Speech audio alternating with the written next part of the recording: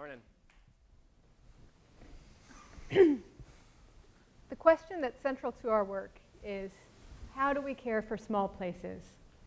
Put a little differently, how do we become native to place? And the context for these questions, as well as everything else you're going to hear today, is some pretty troubling global predicaments that we're in, which are climate change and the eventual end of fossil fuel energy and massive environmental destruction and unprecedented species extinction. Pretty bummer stuff after hearing this really positive speech. But given this evidence that we are doing some serious damage to the planet, what do we do? Here's our thesis, that the answers are not found in big global schemes or new technology or large sums of money. The key is using local intelligence, using the tool of local economies in the context of local cultures. So how do we develop local intelligence? And so we're going to tell you a story, a really small, simple story about our work in Bel Air in Antrim County, which is in northwest lower Michigan. But that story has a very big idea contained in it, which is this idea of how do you grow a local culture? And it's a story that has 4 short chapters. Chapter 1. In 2004, we met, and in 2005, we were married, and we started a nonprofit organization called the Institute for Sustainable Living, Art, and Natural Design, or ISLAND. And shortly after that, we bought a 10-acre piece of hilly land to turn into a small farm and artist residency program.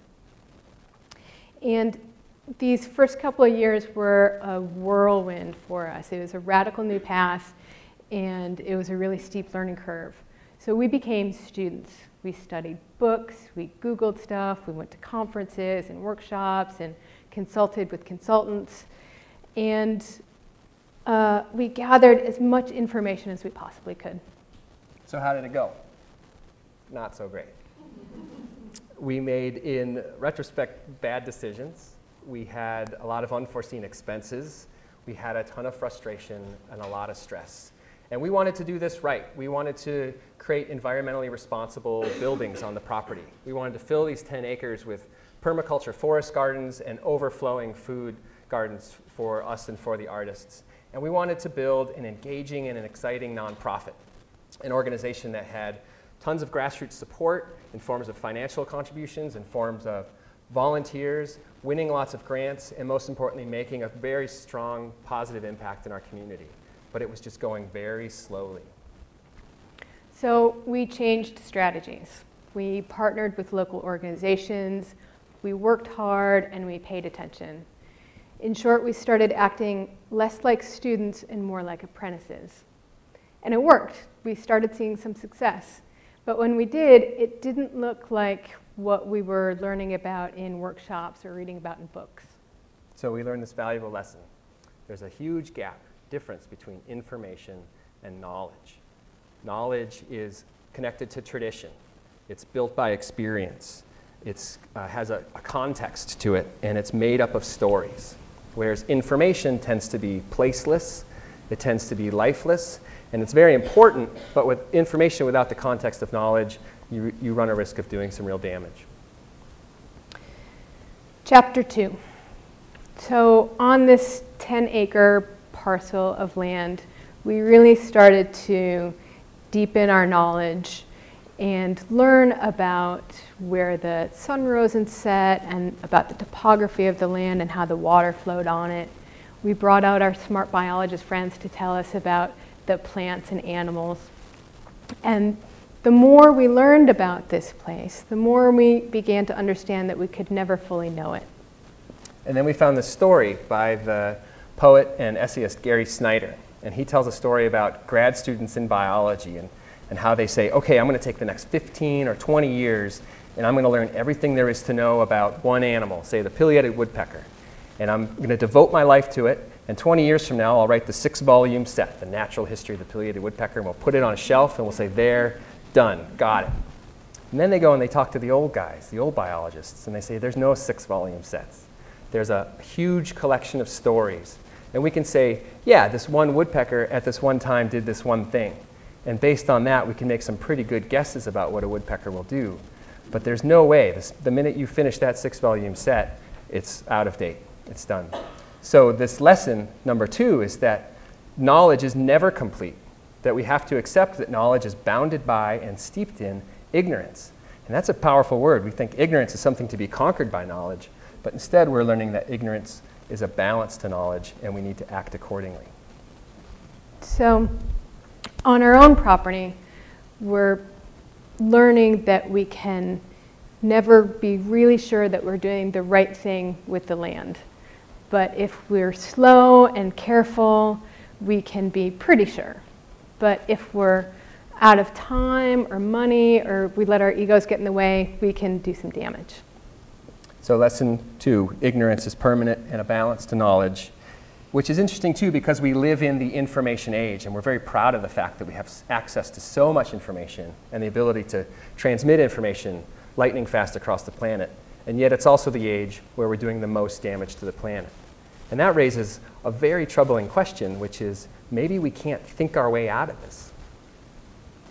So chapter 3. At the same time that we're working on project of our property and the project of this nonprofit, we have this third project, and it's the most important project. And statistics show us that half of all Americans screw this project up, and that's our marriage to each other. So no pressure. And we're totally stressed out and we're frustrated from these other projects. And we didn't read any books about that. We didn't consult any experts about that. And we've never been married before, so we don't know what it looks like. All we know is what we've seen from other people who have been married. And yet, it's working. It's doing pretty good. And it's been 6 years, so we've got a ways to go. But it's great. So add to that project a new one, and that's our daughter who was born a year ago. And there is no way we can anticipate everything we need to know or to do or to endure with her. And despite our best efforts, we may still be up at 3 o'clock in the morning one day waiting for a knock on the door from the police. So this is a good time to say, sorry, Mom and Dad. So as we experience this marriage and this baby girl, we realize that there's a lesson for us, and that's beyond knowledge and information and ignorance. And it's these 3 words: love, fidelity, harmony.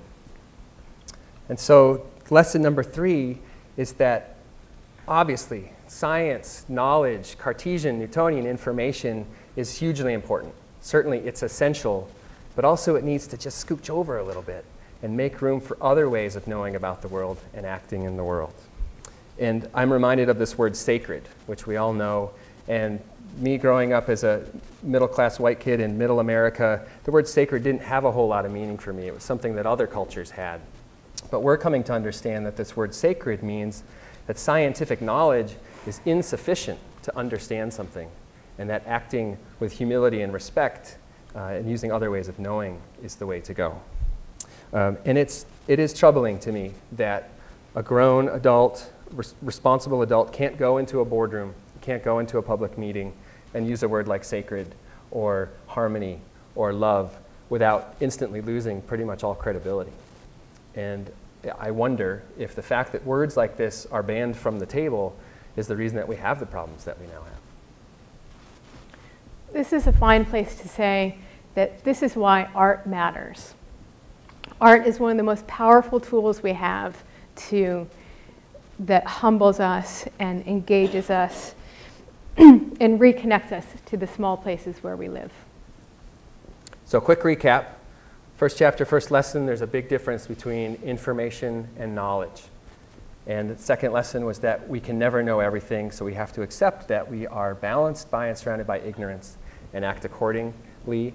And the third lesson is that science is incredibly important and just needs to scooch a little bit. So, chapter 4. As we're doing these things, we're beginning to engage more with our community, and we meet this guy, and he's now a great friend. And he is one of the most generous and useful people on the planet, and it would embarrass him greatly if I used his name today, so we'll just call him the bus driver. And the bus driver is a farmer, And he's an outdoorsman, and he's a handyman, and he's a jack of all trades. And he's the kind of person who, for fun, seeks out and solves really difficult problems. And because his family's from Antrim County, where we live, he carries this knowledge. And that knowledge is the old farms and the old farm families and how they've connected and built the community around us, and the old roads and 2-tracks. And he has a sort of history of the work of our county. He can tell you where bad decisions were made and where damage was caused. He can tell you where people were intelligent and connected with the land and did great things. And so it's no short thing to say he's who I want to be when I grow up. And we were talking the other day, and he was telling me about processing firewood. He heats his home with wood. And because he's an intelligent and humble guy, he goes out into the county land and he's actually improving the forest as he's bringing in firewood to heat his home. But then he was counting and realized that he uses 12 different fossil fuel powered tools to bring that firewood in. And he's a guy who takes the long view, and so he understands, given this context, that this just isn't going to work. But then the question is, what else is he going to do? So here's the problem. If you want to use tractors and chainsaws and trailers towed by big trucks, then there's an infrastructure for that. It's easy to buy, easy to use, easy to fix. But if you want to log with horses and hand tools, it's not so easy. The infrastructure just isn't there. And this speaks to a bigger problem, and that's that the default settings in our culture is machines over hard work, fossil fuel over skilled labor, and money over time. This is very difficult to do. We need to change our communities and our support systems. So here's this valuable and difficult fourth lesson, which is that knowing all these other things, our knowledge and our work is still contained by culture, and it's constrained by our culture. Gary Snyder, once again, really hits this on the head. He says, to restore the land, one must live and work in a place. And to work in a place is to work with others. People who work together in a place become a community, and a community in time grows a culture. So to work on behalf of the wild is to restore culture. So that's the end of our little 4-chapter story, and obviously it's the beginning of a much broader, larger story, one that's a very long view, a generational view, and one that asks this question, how can we restore culture? Here's what that looks like right now in our community that gives us some hope. There are complex interconnections in our community. In the small gift economies of labor exchange or a bottle of homemade wine, in the food and farm networks that are growing around us, and in shared spaces like the brew pub and the dance hall. We're rediscovering the traditional arts and supporting the fine arts through our artist residency program and working with other local organizations. We're developing alternative economies using local currency and barter systems. And people are finding work that are steeped in the land. They're raising sheep for wool and fiber arts. They're raising bees for honey and mead making. And they're harvesting wood for fuel and shiitake logs. Activities like these are threefold wonderful. They reconnect your intelligence to the intricate details of small place. They build self-reliance for you and your community, and they create deep and unexpected pleasures. And this is all happening on a very small scale. We're not having a huge impact on even the local economy. But that's not what's important. What's important is the change that these activities are making in our local culture and in our community. And in art, as in law, as in yoga, and as in medicine, there's the shared idea of a practice. And so what we're finding is our community and our tribe are developing practices. And these practices settle us down into the land, and they root us into the community and the people around us and the places. And this is very much a bioregional idea. And our friend, the beekeeping mushroom hunter poet, says it very well. She says, we are learning about a place and we are creating a place all at the same time. So here we are, clearly doing work that is not perfect, fumbling, stumbling, looking down very long roads. And if we're doing our work well, we're doing the work that will take generations. We're really... It's difficult work. We're really indebted here today to the work of Wendell Berry, Wes Jackson, Gary Snyder, Sharon Astick. And to Aldo Leopold and Stephanie Mills and Peter Berg and Robert Bringhurst. And we mention these because these are all authors. They're all writers who say very eloquently, which we've sort of clumsily jumped through in the last 15 minutes. And we didn't answer our question. The question is, how do we care for small places? But we hope that what we've done is begun a lifetime of taking the long view and doing the long work of restoring a culture that is native to place. And we thank you.